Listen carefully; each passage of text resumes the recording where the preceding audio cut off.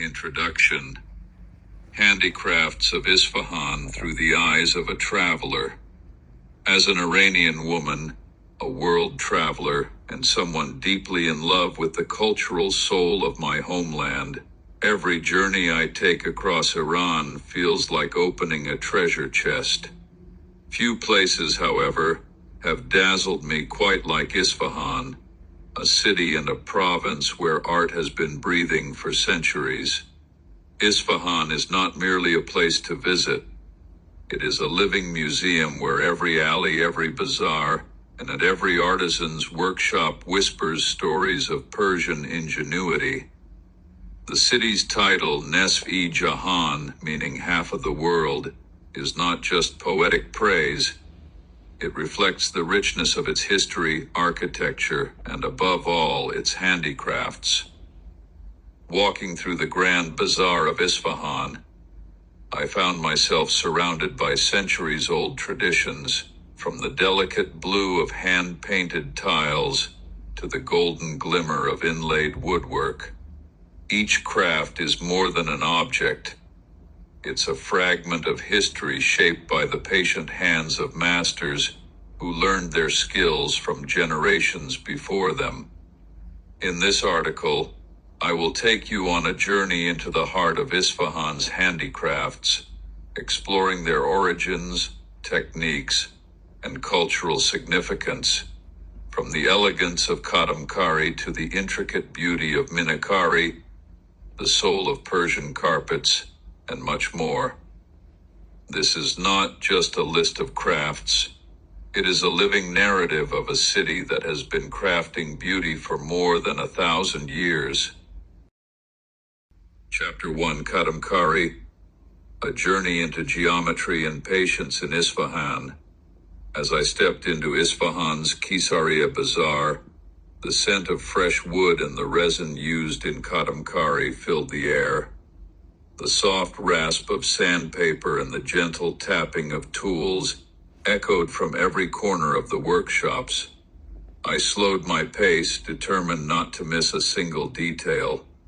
In the first workshop, my eyes were drawn to a table holding a half-finished jewelry box.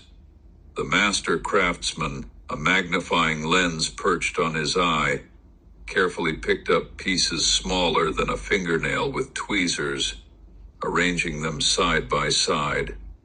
Each tiny piece, made of walnut wood, camel bone, and brass, formed a star-shaped pattern, like a miniature carpet laid across the wooden surface.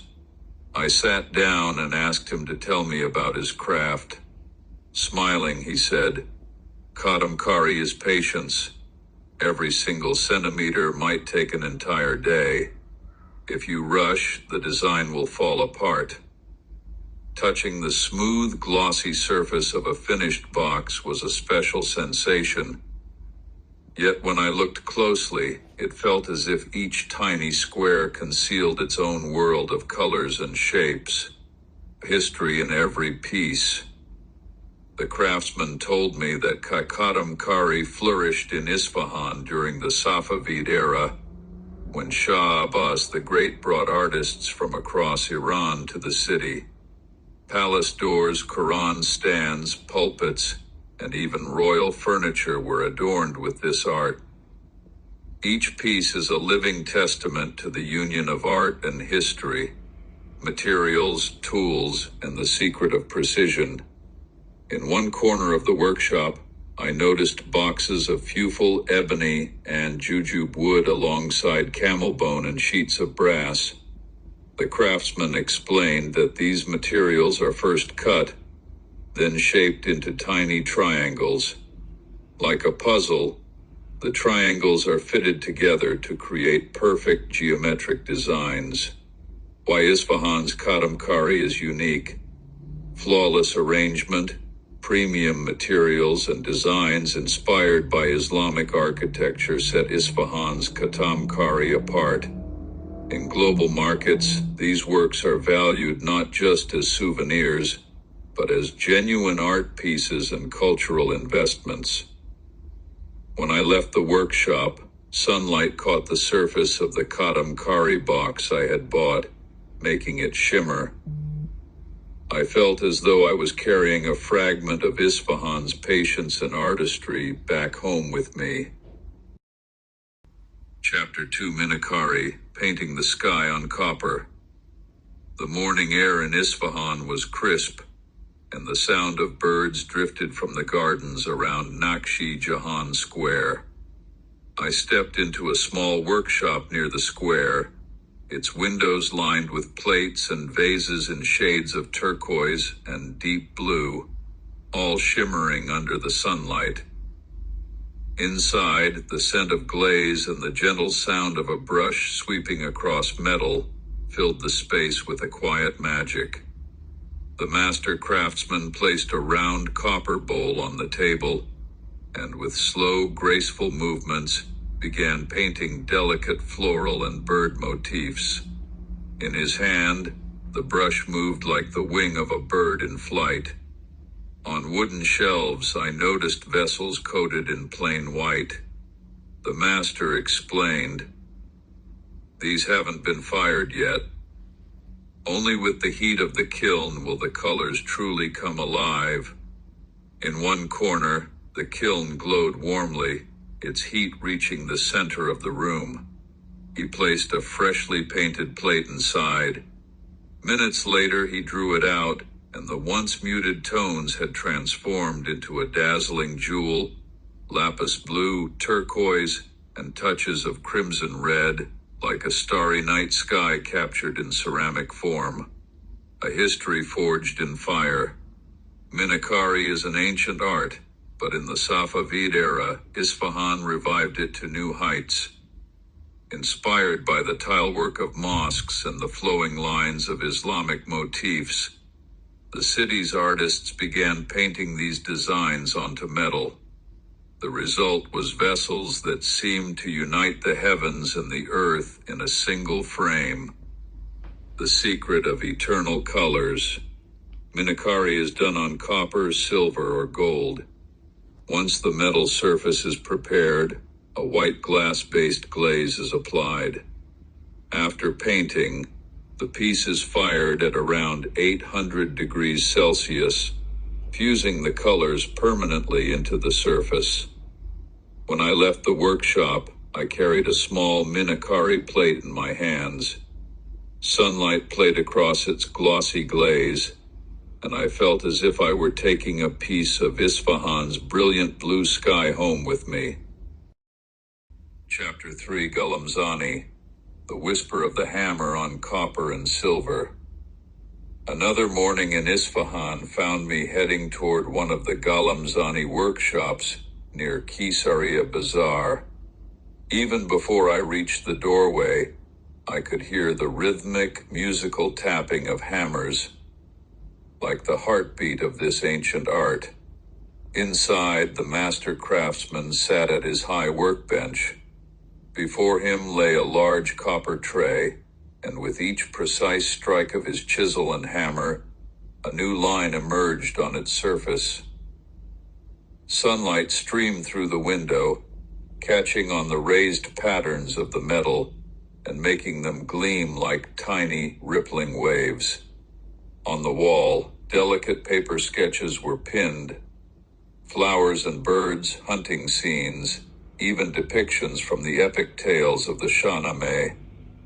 The craftsman shifted his chisel with care, occasionally murmuring to himself, as if speaking to the metal. I sat quietly beside him and asked, "How long does this work take?" He smiled and replied, "It depends. Some trays take a month, some frames may take 6 months or more. Every line must be struck with care and love. A history etched in metal.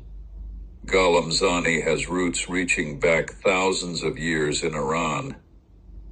The bronze works of Lorestan and the vessels of the Achaemenid era bear witness to this long tradition. But it was in the Safavid era that Esfahan elevated the craft to new heights, turning metal into a canvas adorned with eslimi, kateh, and epic scenes that breathed new life into tradition, the tools and secrets of the craft.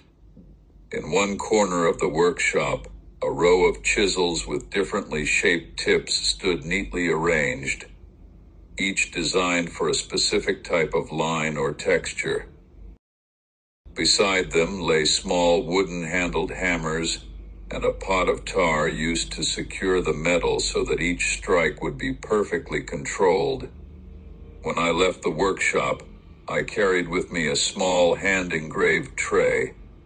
Each time I look at it, I can still hear the steady rhythm of the hammer and the meaningful silence of the craftsman, alive in my memory.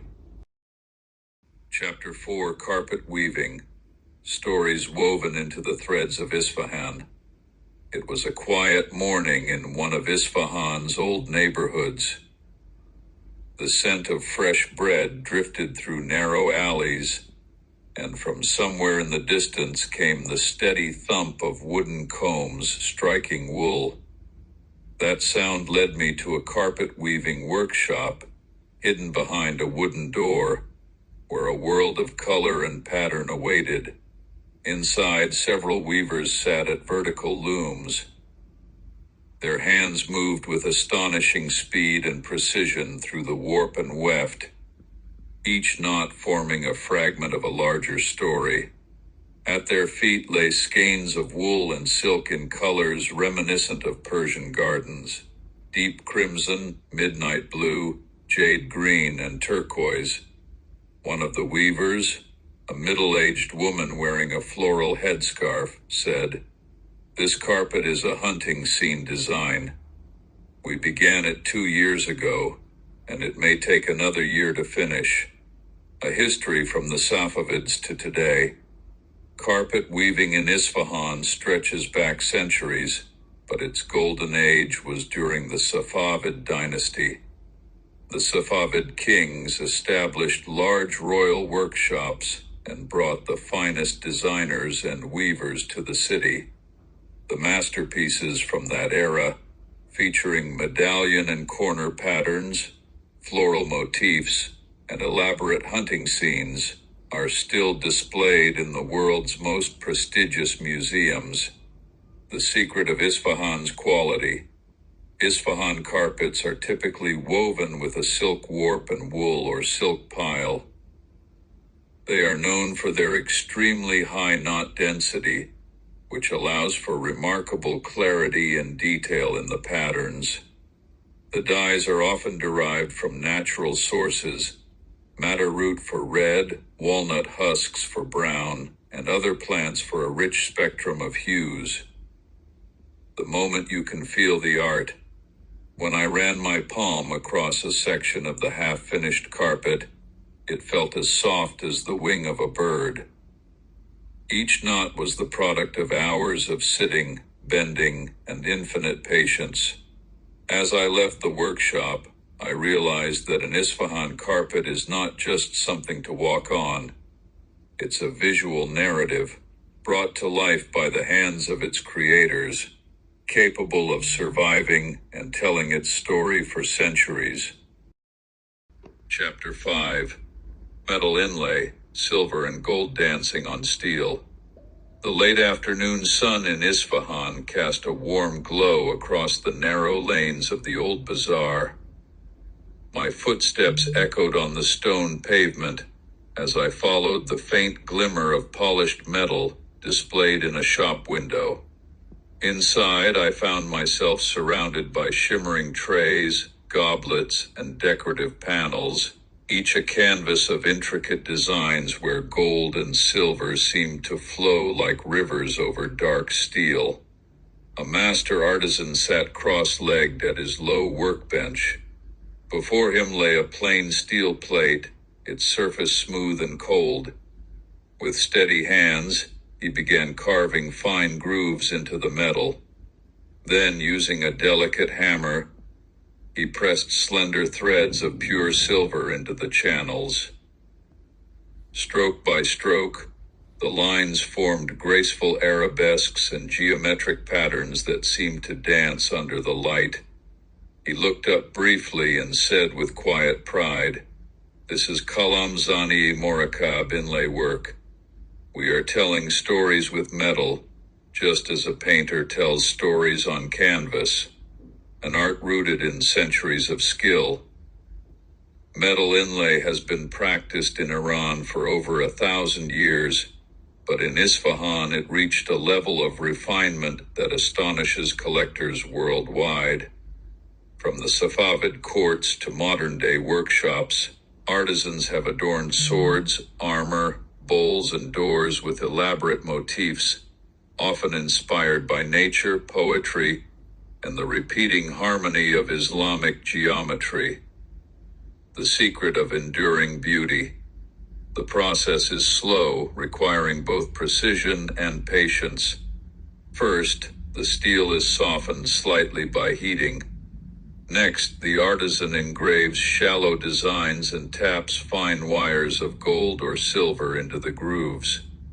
Once polished, the contrast between the dark steel and the luminous metal inlay gives the piece its timeless elegance. A work of art in the palm of my hand. Before leaving, I chose a small silver inlaid box. It felt cool and heavy, as if holding not just metal, but centuries of tradition and devotion. Walking back through the bazaar, I realized that Esfahan's metal inlay is more than decoration. It is history captured in steel, made eternal by the hands of its makers.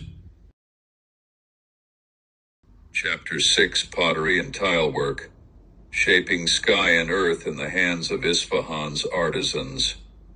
One sunny morning, while wandering through the narrow lanes of the Jolfa district, my eyes caught a workshop whose walls were covered in turquoise, cobalt blue, and deep azure tiles.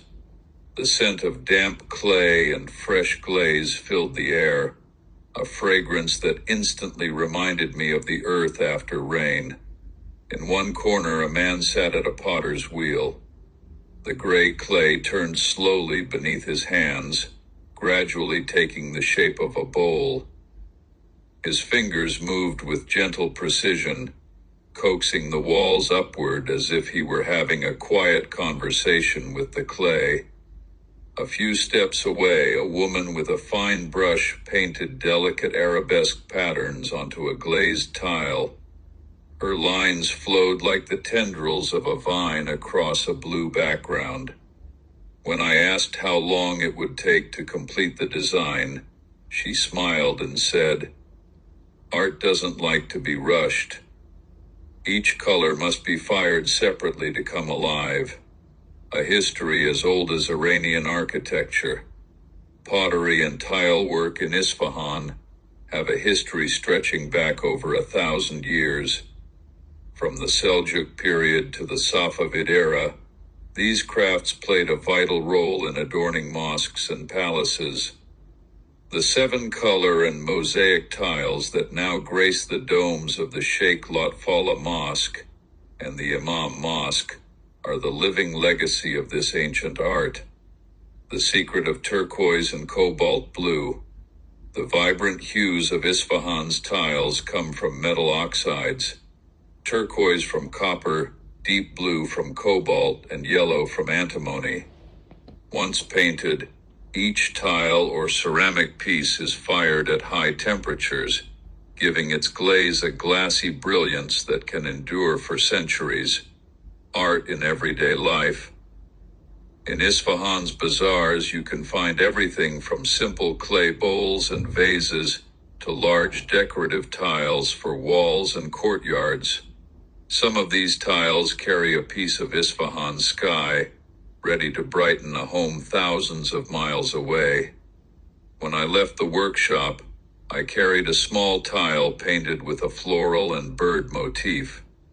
Under the sunlight, its turquoise gleam was so vivid that it felt as though I had taken a fragment of Esfahan's domes with me. I later gave it to my mother as a gift. Chapter 7: Patterns and Threads. Storytelling on fabric in Esfahan. One spring afternoon, As the sun slowly descended behind the turquoise domes of Nakshi Jahan Square, the rhythmic tapping of wooden mallets from an old workshop drew me closer. Inside, the air was rich with the scent of fresh fabric and natural dyes, Gulamkar stamping history onto cloth. In the center of the workshop, a master craftsman spread a white piece of cloth across a long table. With each strike of a carved wooden block, patterns of flowers, foliage, or hunting scenes emerged. The blocks, meticulously carved from pear wood, were grooved and soaked in natural dyes. Crimson from madder root, blue from indigo, green from a mix of turmeric and indigo. Each color is printed and dried separately, he explained. Sometimes a single piece can take weeks to complete.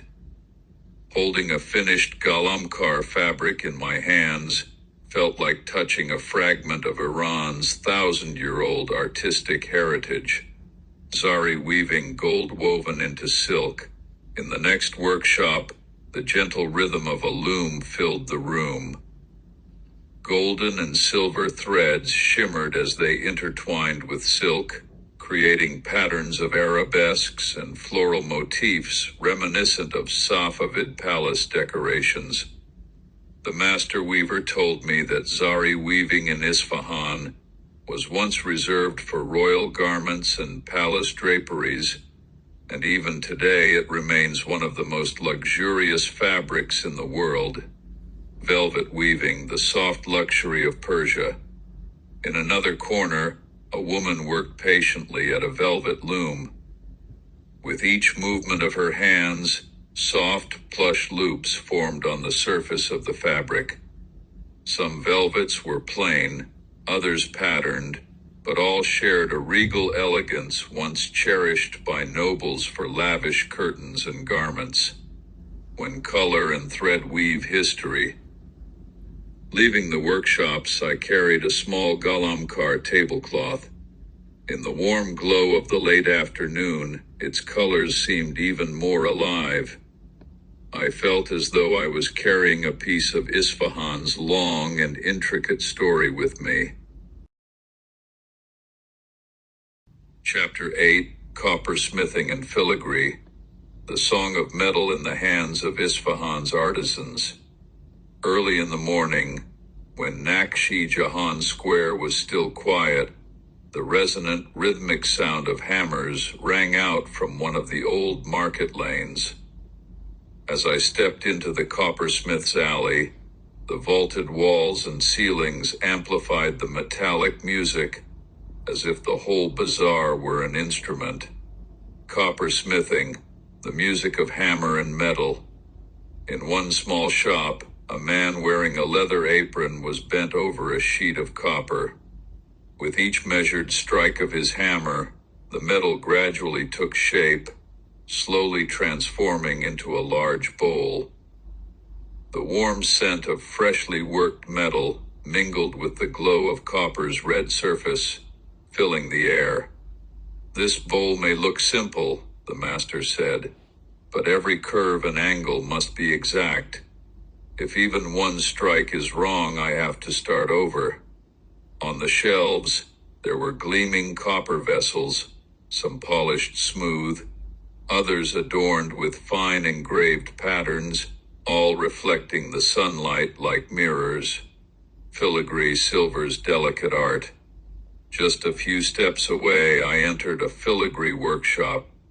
On the table, thin silver wires lay scattered like shining threads. The craftsman, using fine tweezers, bent and shaped each wire, fitting them together to form flowers, leaves, and intricate arabesques. When I asked how long it takes to finish a filigree frame, he replied, "Sometimes weeks, sometimes months. Filigree doesn't allow for haste. The bond between art and life. Whether it's the coppersmith creating functional vessels for daily use, or the filigree artist crafting delicate ornaments, both show how metal, in the hands of an Isfahani artisan, can be both strong and enduring, yet soft and poetic. When I left the market lane, I carried with me a copper cup and a pair of filigree earrings, one for daily use, the other as a keepsake. Together they felt like pieces of Isfahan's soul. Chapter 9: Leatherwork and Glass Blowing.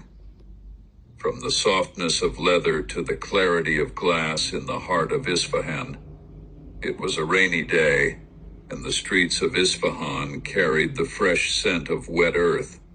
I stepped into a workshop where the warm, distinctive aroma of fresh leather filled the air. The gentle sounds of cutting and stitching created a calm, steady rhythm. Leatherwork, an art carried by history. On the work table, pieces of natural leather in shades of brown, honey, and black were neatly arranged. The master craftsman was carefully sewing the strap of a shoulder bag. The needle passed smoothly through the leather, and the wax thread caught the light as it lined the edge. When I asked how long leatherwork had been part of Esfahan's traditions, he replied, "Leathercraft here is very old. From horse saddles to shoes and coin purses, everything used to be stitched by hand. Even now, we try to keep that authenticity alive." The shelves were filled with bags, belts, notebook covers, and even leather bracelets, each decorated with traditional Persian motifs. Glass blowing, playing with light and fire. Next, I visited a glass-blowing studio. The atmosphere here was completely different. The warm orange glow of the furnace lit up the space, and the sound of air being blown through metal pipes echoed softly. The artisan slowly turned a glowing, semi-transparent glass sphere at the end of a pipe, shaping it with practiced movements. On the shelves, colorful glassware, cups, vases, and carafes shimmered like jewels. Some were clear and simple, others tinted with turquoise, deep red, or emerald green. Arts that make life more beautiful. Leatherwork and glass blowing may not be as famous as carpet weaving or enamel work, but their presence in Esfahan's bazaars is a reminder that art can be both functional and beautiful. When I left the workshops, I carried a brown leather handbag and a turquoise glass vase. The rain was still falling gently, and the drops settled on the vase like tiny pearls. Chapter 10: Turquoise Inlay, a Shattered Sky on Metal Vessels. One winter afternoon, as the pale sunlight filtered through the stained glass of the bazaar, I stepped into a workshop that, from afar, looked like a treasure room glowing in shades of blue. On the tables and shelves, copper and brass vessels adorned with tiny turquoise stones sparkled like fragments of the sky, a new art in the heart of Esfahan.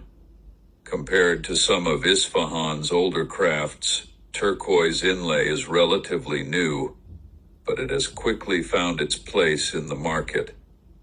The master artisan carefully fixed small pieces of Nishapur turquoise onto the surface of a copper vessel, ensuring not a single gap was left between them.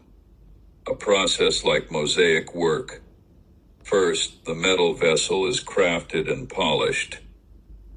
Then the section to be inlaid is coated with an adhesive-like layer. Using fine tweezers, the turquoise stones are placed one by one into position. Finally, the surface is polished to achieve a smooth, even shine, beauty, and a symbol of good fortune. In Iranian culture, turquoise symbolizes good luck and tranquility. When light strikes these stones, it feels as though thousands of blue sparks come alive. In Isfahan's bazaars, you can find everything from vases and bowls to mirror frames and jewelry, decorated with turquoise inlay. When I left the workshop, I carried with me a small turquoise inlaid sugar bowl. Each time I look at it, I feel as though the sky of Isfahan has been gathered into one small vessel. Chapter 11. Black enamel, delicate painting on the dark canvas of metal. In one of the quiet alleyways of Isfahan's bazaar, I came across a workshop whose display was filled with plates and vases featuring a dark background and intricate golden and colorful designs that immediately caught my eye. The glossy black surface made the arabesques and floral patterns shine like images set against a starry night sky. Black enamel, or Kanabandi enamel. Black enamel, sometimes called Kanabandi enamel, is a distinctive branch of enameling where the background is not white or turquoise, but entirely dark.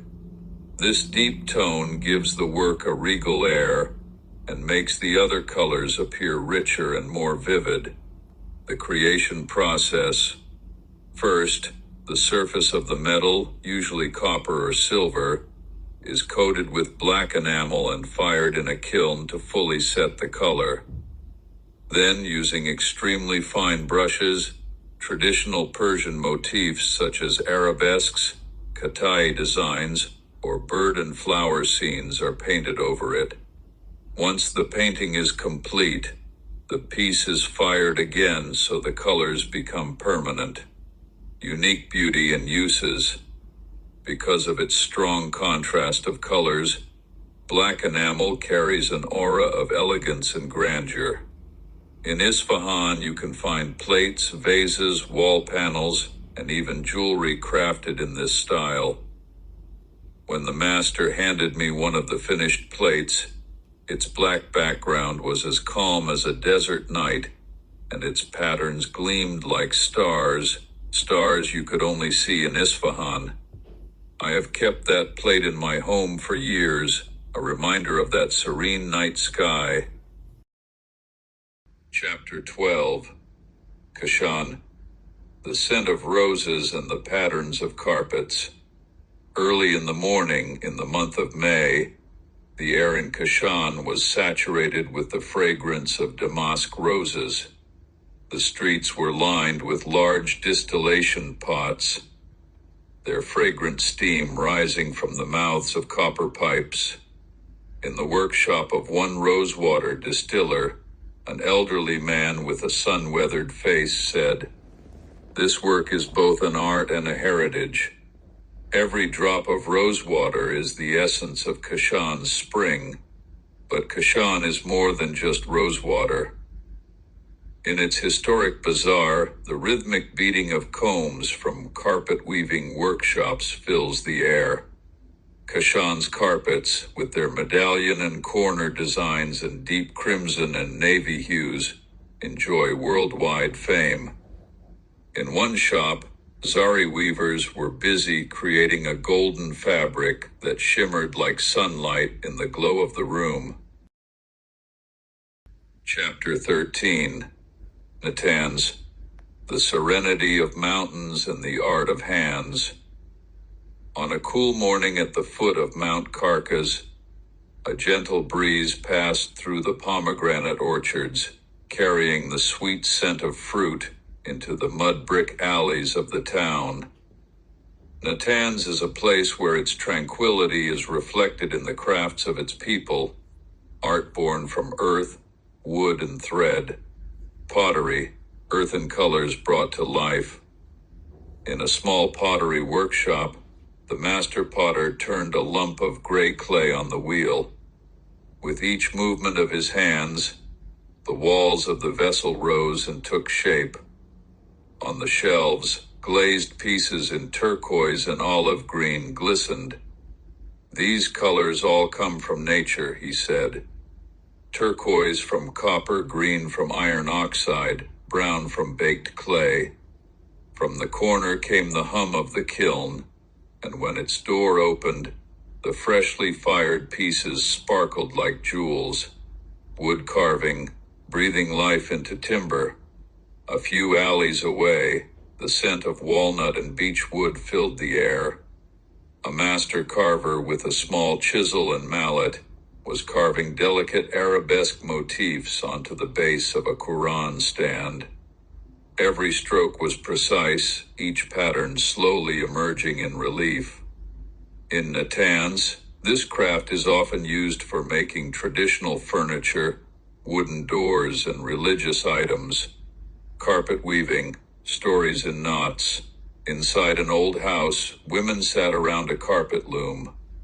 The design on the pattern paper was a simple medallion and corner, yet the colors crimson, navy, and jade green were warm and full of life. One of the women said, "These carpets are mostly for our own use, but some make their way to the markets in Esfahan." Traditional weaving. In the town's small bazaar, striped fabrics dyed in natural hues hung from stalls. They were woven on traditional looms and used for making local garments or curtains. The threads were often spun from cotton or natural wool. Block printing on fabric. If you are lucky, in some small workshops you may see artisans using carved wooden stamps to print simple patterns on white cloth. While less common here than in Kashan, traces of this craft can still be found in some homes and traditional clothing, rural basketry. In the villages surrounding Natanz, women weave mats and baskets from wheat stalks and reeds. These items are mostly for daily use, but their simple patterns and natural colors give them a distinct beauty. When I left Natanz, I carried with me a turquoise-glazed pottery bowl and a small woven basket, one a keepsake of the mountain's calm earth, the other a gift from the skilled hands of a village craftswoman. They were like two chapters of the same story Natanz had whispered to me, and even after many years, I still keep them in my home. Chapter 14. Golpayegan, Living Wood and Timeless Motifs. Early in the morning, as the sun rose behind the hills, the streets of Golpayegan were still quiet. I wandered through an alley and heard the gentle rasp of a hand saw coming from one of the old market's shops. The scent of freshly cut wood drew me into a workshop where art had come to life in wooden form. Wood carving, poetry etched in timber. Inside, the master craftsman worked with a small mallet and fine chisel, carving arabesque floral motifs into a wooden door. Each tap completed another part of the design. The walnut wood, with its warm hue and natural grain, yielded under his hands like a pliable fabric. Our designs are mostly inspired by the old tile work and the Grand Mosque of Golpayegan, he explained. In Golpayegan, wood carving is used not only for old doors and windows, but also for traditional furniture, mirror frames, and Quran stands. Functional wooden crafts. In the market, one could find handmade wooden chests, tables, chairs, and even kitchen utensils, some plain and rustic, others richly decorated with intricate motifs. Local carpet weaving. In old houses, women sat behind carpet looms. Their designs were simpler than those in the larger cities, but the colors were warm and vibrant. Deep crimson, cream, and dark blue. These carpets were mainly woven for local use, though some found their way to Esfahan's bazaars. Kilim and jajim weaving. In the surrounding villages, kilims and jajims with geometric patterns and bright colors were woven. Lighter than carpets, These were often used as floor coverings or furniture throws. Rural pottery. Although Golpayegan's pottery is not as renowned as Natan's or Lalejian in Hamadan, some villages still produce simple, glazed clay vessels for household use. When I left Golpayegan, I carried with me a carved wooden Quran stand and a small kilim. The scent of fresh wood and the warm colors of the kilim's threads reminded me of a peaceful morning steeped in art in this charming little town. Chapter 15. Varzane and Falavarjan. Golden weaves from reeds and plant stems. It was a calm morning on the banks of the Zayande Rud.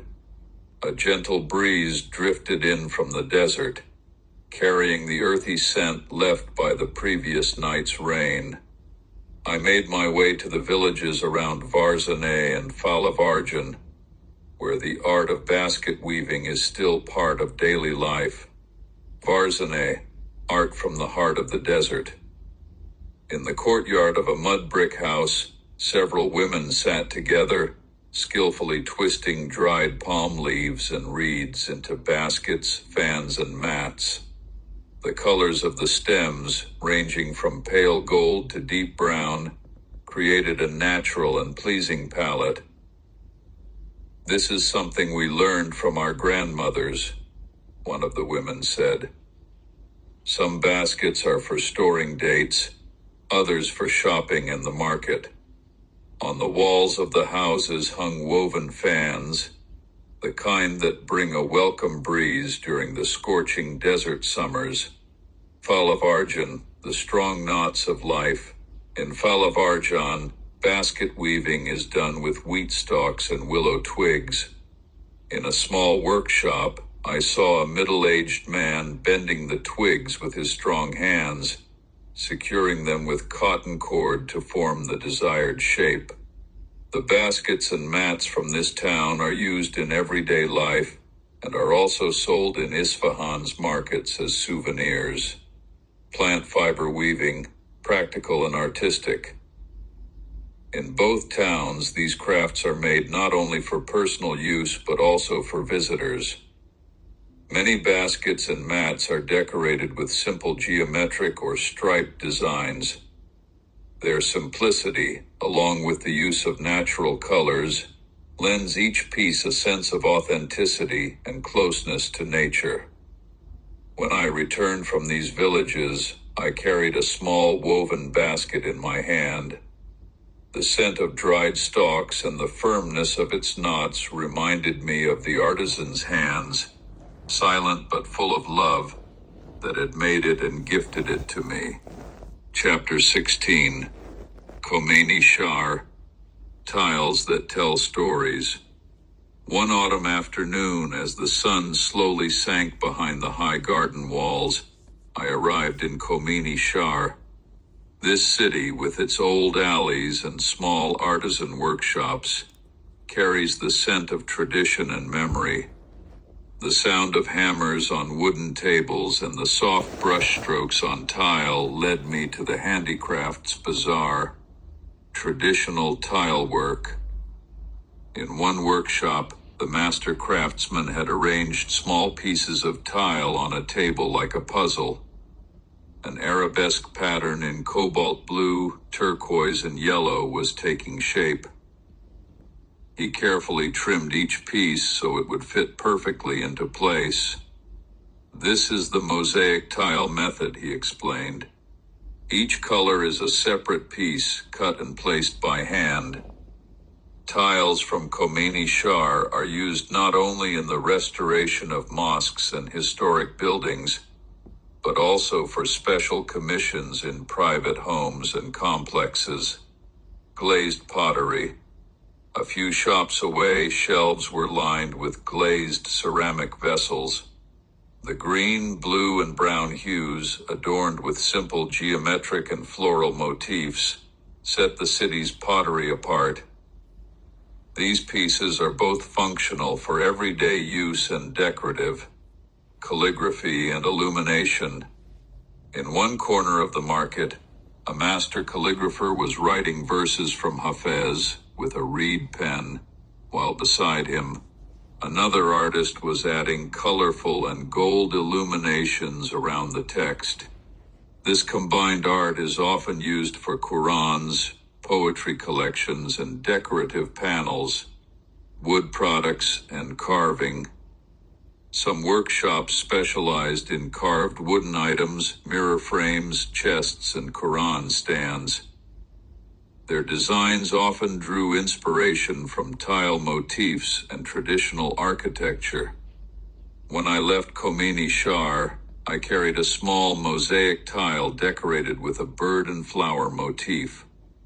The afternoon light danced on its glossy glaze, and I felt as though I had taken a piece of the city's art and history home with me.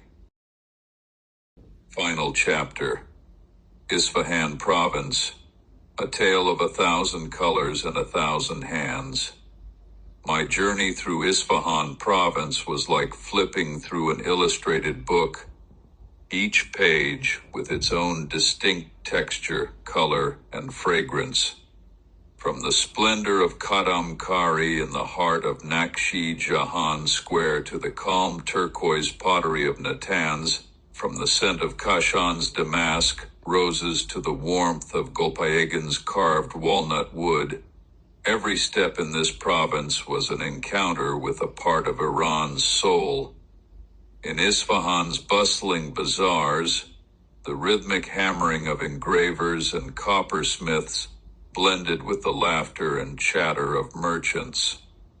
In the remote villages of Varzaneh and Falavarjan, women wove baskets that told quiet stories of patience and skill. In Khomeini Shar, tiles and ceramics still whispered tales from 1,000 years ago. What I witnessed on this trip was not merely industry, but life. Every piece was the result of years of experience, love, and heritage passed down from parents to children. The handicrafts of Esfahan are not only decorations for homes but living records of Iranian identity and culture. When, at the end of my journey, I stood on Kaju Bridge watching the sunset over the Zayande Rud, I realized that Esfahan cannot simply be seen, it must be touched, heard, and felt with all one's being. And so, with a suitcase full of small keepsakes and a heart full of memories, I wrote this story for you, hoping that one day you too might witness these 1,000 colors and 1,000 hands in person. The end.